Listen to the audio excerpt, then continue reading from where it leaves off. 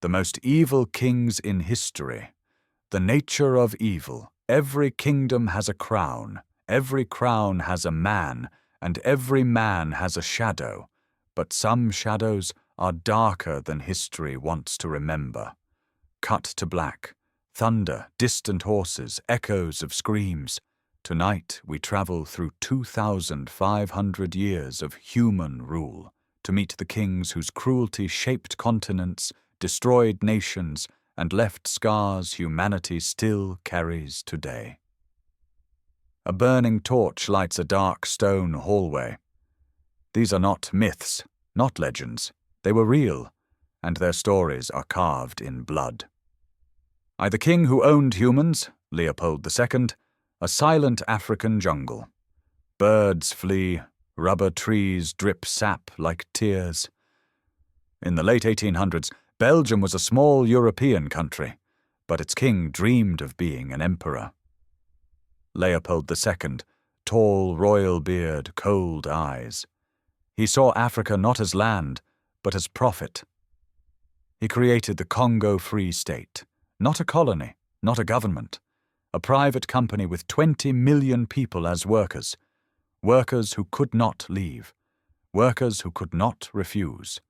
Workers who are not workers. They were slaves. The atrocities rise like a nightmare. Soldiers chopping off hands of children, villages burned, mothers forced to stare at the corpses of their families, rubber quotas under threat of death. In a single generation, Leopold killed more people than some ancient empires did in centuries. Millions died. The world stayed silent.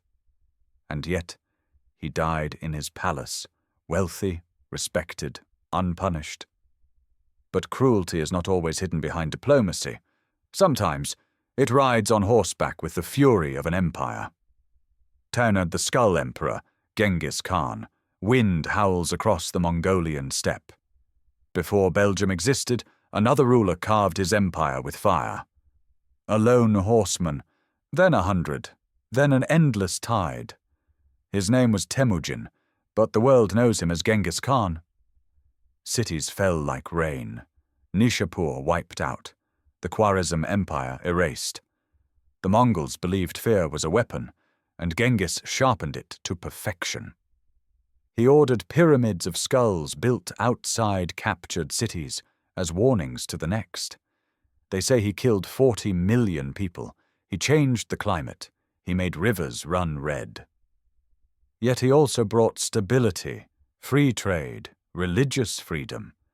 Evil is never simple, but destruction, that was his signature. A church bell rings in the distance. But what happens when evil is not conquest, but madness wearing a crown? 3. The Czar of Horror, Ivan the Terrible. A snowy forest. A bell tolls.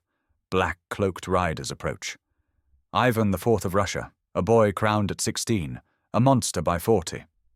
His paranoia grows, his temper spirals, a demon of rage in royal clothing. He created the oprichniki, men dressed in black who rode black horses and left towns silent forever. Torture chambers, families drowned, priests murdered, entire cities burned alive. And in his greatest moment of rage, Ivan struck his own son. The air collapses, blood on the snow. He killed the only person he ever loved, and Russia never recovered. But centuries before Ivan, another emperor believed death itself could be controlled. The immortal tyrant, Qin Shi Huang, cave-like tomb. Terracotta soldiers stare forever. He united China. He standardized language. He built the Great Wall's foundations. But the cost: sweat, bone, blood. Millions worked under whip and starvation. Those who resisted were buried alive. He burned books. He erased knowledge. He assassinated scholars. And when he sought immortality, he drank mercury. The man who wanted to live forever died of his own ambition. But madness in China had order. Madness in Rome had chaos. the mad emperor of Rome, Caligula. Flickering candles, marble halls soaked in shadows. Caligula began as a beloved young emperor and descended into a nightmare Rome has never forgotten. He forced people into humiliating acts, made senators crawl before him, executed families out of boredom, held feasts while prisoners were tortured beside him. He tried to make his horse a senator. He declared war on the ocean. He slept with his sisters. He tortured anyone who annoyed him. The empire trembled, not from enemies, but from its own leader. But on the far side of Europe, another ruler became the face of terror itself. The real Dracula, Vlad the Impaler, lightning over a castle, night, forests of stakes. He was a prince of Wallachia, but his kingdom was fear. His enemies didn't fear death, they feared how they would die. Impaling, slowly pushing a stake through the body without puncturing vital, for hours or days. He impaled soldiers, villagers, merchants, children. 20,000 bodies lined a road leading to his castle. When the Ottoman army saw the forest of corpses, they turned and fled. To some he was a hero, to others, a demon. 7. The Scourge of God, Attila. Fields burn across Europe, Roman soldiers retreat. He brought Rome to its knees, one city at a time. Attila demanded tribute from emperors, destroyed everything in his path, took lives without hesitation. He was the storm at the end of the ancient world. But ancient evil is predictable. Modern evil is not. 8. The modern nightmare, Pol Pot. Black and white footage, silent classrooms, empty fields of skulls. In 1975, Cambodia fell into the hands of a teacher-turned-tyrant. Pol Pot's regime sought purity. No technology, no education, no glasses, no books. 2 million people died, teachers, doctors, students, children. He executed anyone who could read. It was not just brutality, it was the attempt to erase knowledge. And then, evil became holy. 9. The paranoid king, Herod. Dust rises, soldiers march. King Herod rebuilt temples, but destroyed everyone he loved.